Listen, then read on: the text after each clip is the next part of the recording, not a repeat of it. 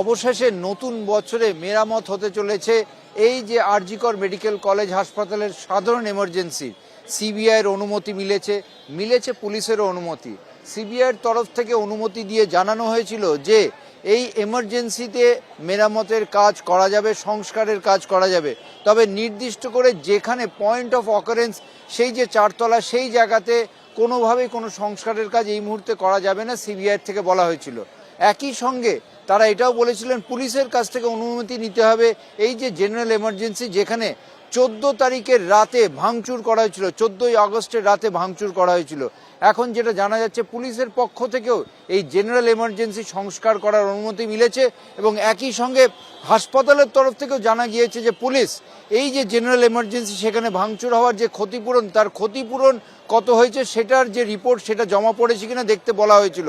হাসপাতালের সূত্রে জানা গিয়েছে সেই রিপোর্টও জমা পড়েছে এবং খুব শীঘ্রই অর্থাৎ নতুন বছরে এই যে জেনারেল এমার্জেন্সি সেইটা সারাইয়ের কাজ শুরু হবে এবং একই সঙ্গে চিকিৎসকরা আশাবাদী যে ট্রমা কেয়ারে যে জেনারেল এমার্জেন্সি কাজ করতে হচ্ছিল তাদেরকে স্বাভাবিকভাবে এই জেনারেল এমার্জেন্সি সংস্কারের কাজ শুরু হয়ে সেটা যদি আগামী 2 মাসের মধ্যে শেষ হয় তবে রোগী পরিষেবা অনেকটা ভালো করা যাবে।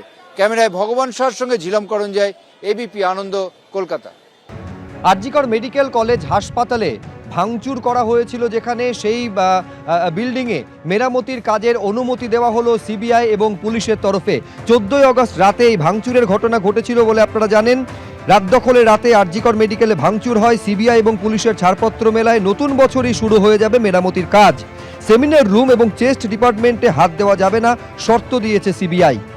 আর এবার একটা সুখবর, বছর শেষে ঘরে ফিরতে চলেছে জিনাত।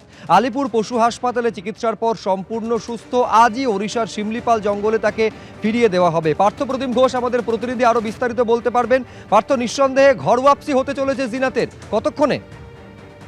একেবারেই দেখো, এবং আজকে রাত্রেই ঘরে ফিরতে চলেছে বাঘিনী জিনাত এবং সম্পূর্ণ সুস্থ রয়েছে। 2 দিন অবজারভেশনে রাখা হয়। তুমি দেখেছিলে যে একেবারে রাজ্যের বিভিন্ন প্রান্তে জিনাতকে ধরতে একেবারে কালঘাম ছুটছিল এবং তার পরবর্তী ঘুমপাড়ানি গুলিতে তাকে কাবু করা হয় এবং এরপর বাঁকুড়া থেকে ধরা পড়ে এই বাঘিনী জিনাত। তাকে নিয়ে আসা হয় আলিপুরের পশু হাসপাতালে এবং সে পশু হাসপাতালে 2 দিন চিকিৎসকেরা তাকে পর্যবেক্ষণে রাখে এবং রাখার পর জানাচ্ছে যে বাঘিনী জিনাত সম্পূর্ণ সুস্থ রয়েছে।